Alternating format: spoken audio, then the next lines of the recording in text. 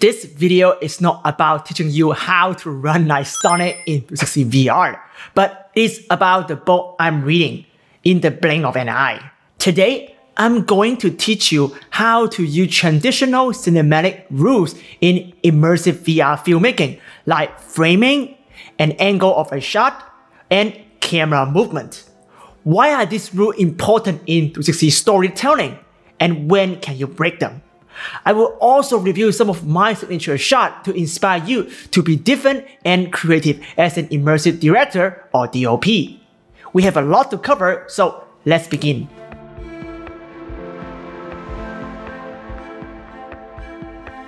Hey, what's up everybody? It's your boy Hugh here from Creator Up, the #1 YouTube channel dedicated to immersive VR filmmaking. 360 and 360 VR video is a new way of telling stories, but it still sticks to the traditional cinematic rules, which has been developed for over 100 years. You will unconsciously follow those rules to find a point of reference to enjoy immersive stories. Yes, you can break a lot of the rules and experiment also, but you do need to know them first before you can break them.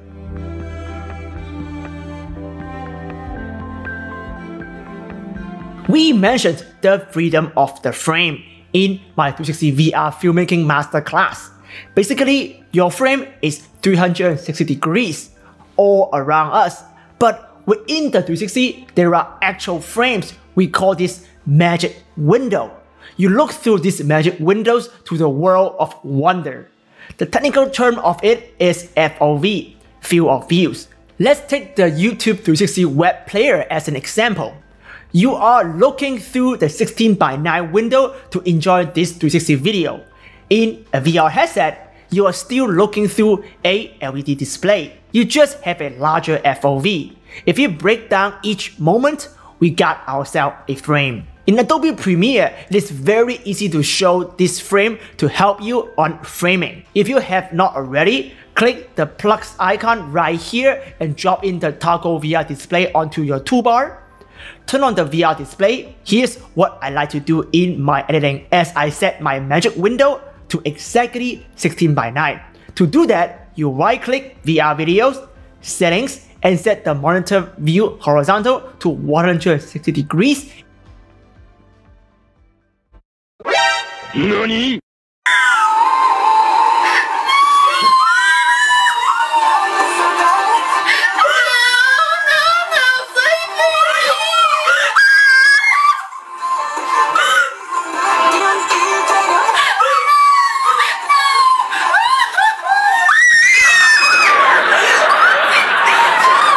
One eternity later. You right click VR videos, settings, and set the monitor view horizontal to 160 degrees and vertical to 90 degrees. I can then see exactly what my viewer will see on YouTube or VR players on browser.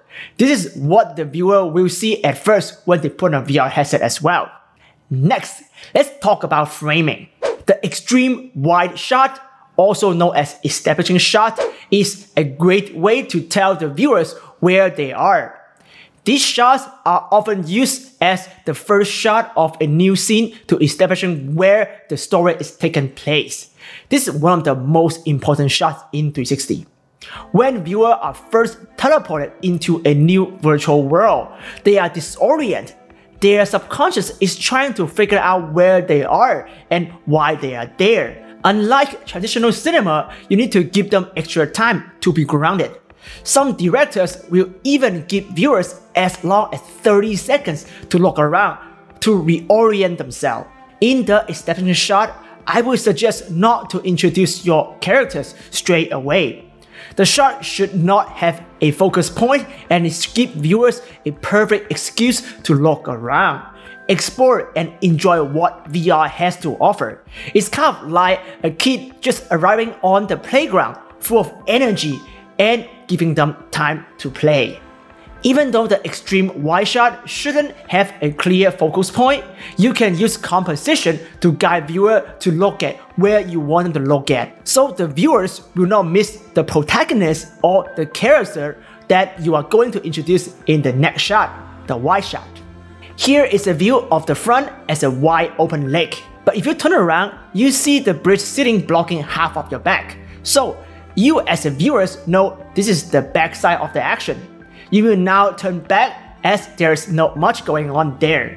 You can also use color grading in post-production to dim the brightness of the backside slightly to suggest viewer to turn back. In horror VR films, you can embed subtle clues right now to scare people later on. These are just examples of subtle guidance of the viewer's attention. And if you have your unique techniques, do share it in the comment section down below.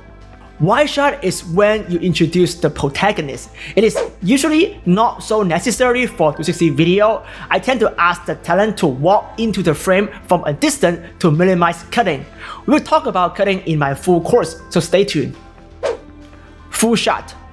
Full shot frame the protagonist from head to toes, with the subject roughly filming the frame. The emphasis tends to be more on characters' actions and movements, as you can see right here. Medium long shot. Medium long shot show your characters from the knees up. This is another very popular shot in 360, especially in 360 VR. It is used to deliver information. A lot of it can be seen in VR documentaries. Right here, it is my VR documentary called 50 Years of Game. It's about the Special Olympic 50 years of celebration.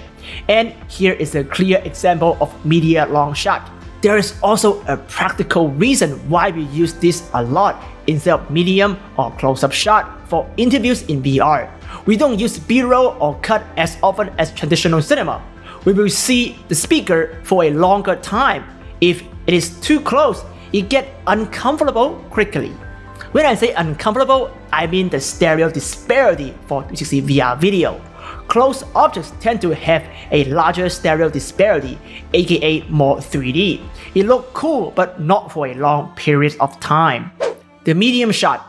This shot shows the characters from their waist up.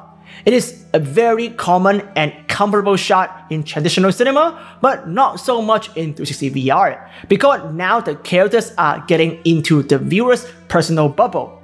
If you have not established some kind of social relationship with your viewers, it will make them feel uncomfortable. We will talk about how you can acknowledge your viewers and tell them their roles in your story to establishing virtual social bond in my next tutorial on 360 VR script writing and storytelling techniques. It is part of a critical factor for total immersion and presence. We use a medium shot here later to intensify the connection and to help the story progress. The framing change is subtle, but it has a psychological impact on your viewers. Something that you need to be mindful of, even if you are just making a VR documentary or a full-on narrative feature film. The close-up shot. The close-up is usually the talent's face. It helps show emotion and provides a greater understanding of his or her feelings on screen. Because of technical difficulties in stereoscopic 360 or even just 360 fisheye cameras, new DOPs or directors were told to avoid it in all costs. But what you see here is if you use it correctly, it can really intensify the connection between the viewers and the protagonist or the interviewee. If you are doing a stereoscopic 360 production, you need to realize the 3D disparity impact on your viewers. Take a look inside Mistika VR, a professional stitching software for this shot. Besides the special stitching modification we did here to protect the talent's face, the actual 3D disparity will also make viewers feel uncomfortable if the cut stays too long. Take a look at viewer's POV with anagraph turns on. If you have a pair of 3D glasses, you can see what I'm talking about here. Making viewers feel unease is the intention here to help better tell the story to show Kevin about his struggle in the society. So 3D disparity and breaking the social bubble all serve the bigger purpose, telling a great story. Use it as a toolkit. Now let's talk about the angle of the shot in VR. You are not physically tilting the camera upward or downward. The VR camera always stays level to the ground. But by placing the camera in different heights related to the subject, you can force your viewers to look up or down. Therefore, we can achieve a different type of angle of the shot. Let's discuss. Eye level shot. The eye level shot is probably the most common tool in VR filmmaking. We place the camera on the monopod and set it to the same height as the talent's eye level. When your subject is at eye level, they are in a neutral perspective. This mimics how we see people in real life. Our eye line connecting with theirs. This angle you should use almost 90% of the time in VR. High angle shot. To achieve a high angle shot, set the camera higher than the subject so your viewer have to look down to see the subject. It has the effect of making the subject look submissive and vulnerable. It usually creates a feeling of inferiority. In a practical standpoint, it is also a great way to motivate the viewers to look down, to leverage the power of 360. Here in my recent short film, China 1 week before coronavirus, the second to the last shot is a high angle shot. It is supposed to make me, the protagonist of this film, look inferior in front of the mother nature. The camera is also in the middle of the lake, and there are a lot of more interesting rocks to look at besides the obvious waterfall in front of us. So it serves both purposes. The tripod is removed in post, which we will go through in both Adobe Premiere and DaVinci Resolve in the next hands-on tutorial. Low angle shot. To achieve a low angle shot, set the camera lower than the subject so your viewer has to look up to see the subjects. Low angle shot often emphasize power dynamic between characters. It does not necessarily always mean the character in the frame is more powerful. Sometimes it can be the opposite.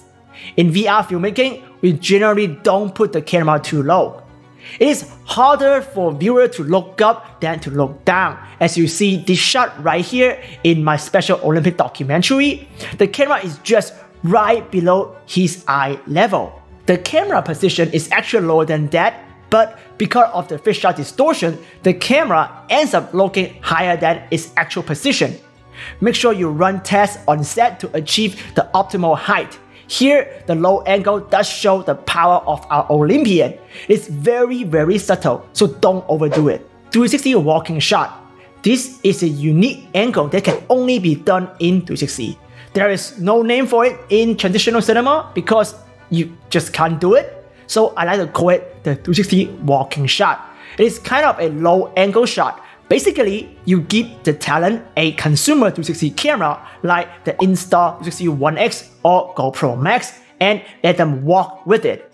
It creates a close connection, a kind of social bond between the viewers and the protagonist that increase stronger immersion, and the viewers can feel more present. You can also attach the 360 camera onto the protagonist using StoryCam, either in front or behind them. It also creates the same emotional effects in a higher angle moving shot. It does create motion sickness within a VR headset, so use it carefully and don't overdo it. Bird's eye view shot, aka drone shot or cable cam shot. If you are familiar with my content, you know I love to open with epic 360 drone shot. It is kind of like my signature thing to do in all my VR documentary and even my music videos. Take a look at a student from UCLA reaction to one of my VR productions. Jesus Christ! The drone shot, yeah.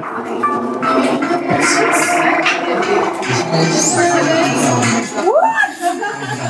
Oh my gosh. You should move in space, just take a step. People cannot fly, and if you make them fly in VR, now your piece becomes an experience for them. From the get-go, I set the tune that this 360 experience is going to be packed with visual impact. Don't be afraid to shock your audience and give them something they cannot normally experience in the virtual world. To quote Maya Angelou, people will forget what you said, people will forget what you did, but people will never forget how you make them feel. And that right there is a feeling I just triggered. It's what makes virtual reality filmmaking so powerful. Don't overdo it, but use it to your advantage. There are other angles like Dutch angle we are not going to cover here. You should experiment, but Dutch angle will make your viewers sick. You can use it to reflect the distorted state of the protagonist.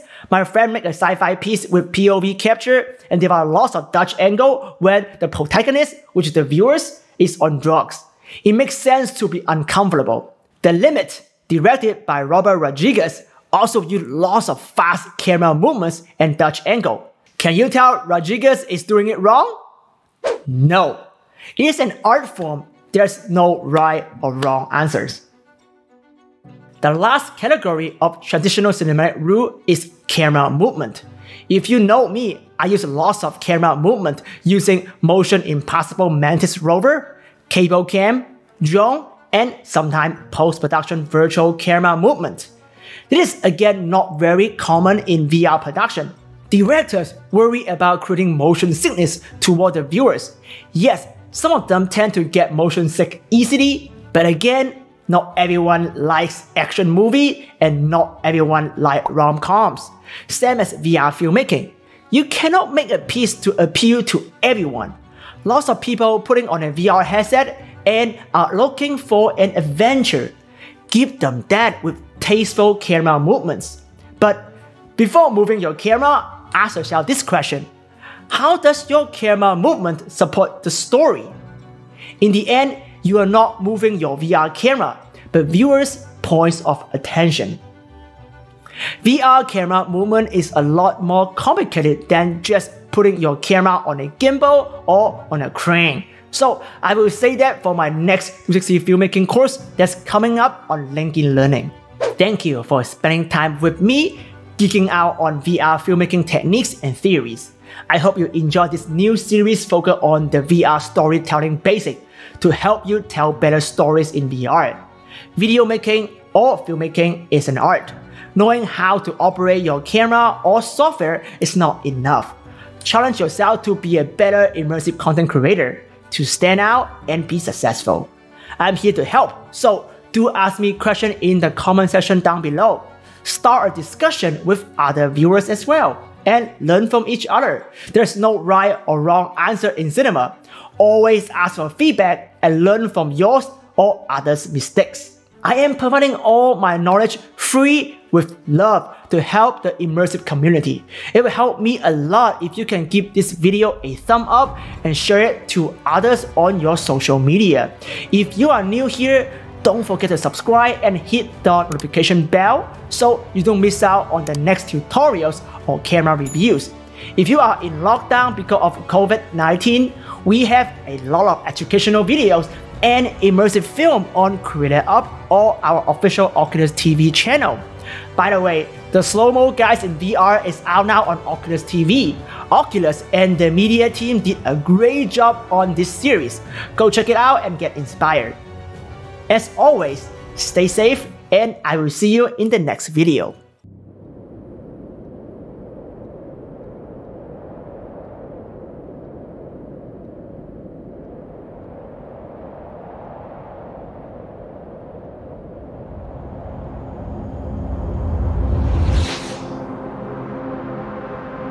China is a beautiful country with incredible history.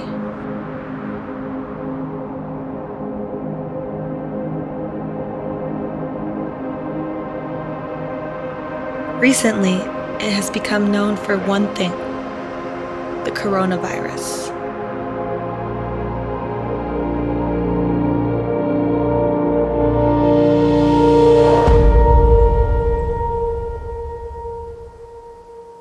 People have forgotten about the true China. The landscapes that take your breath away.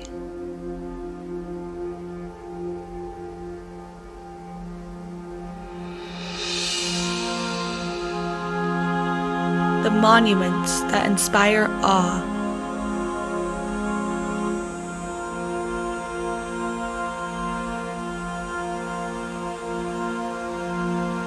The people who are kind and loving.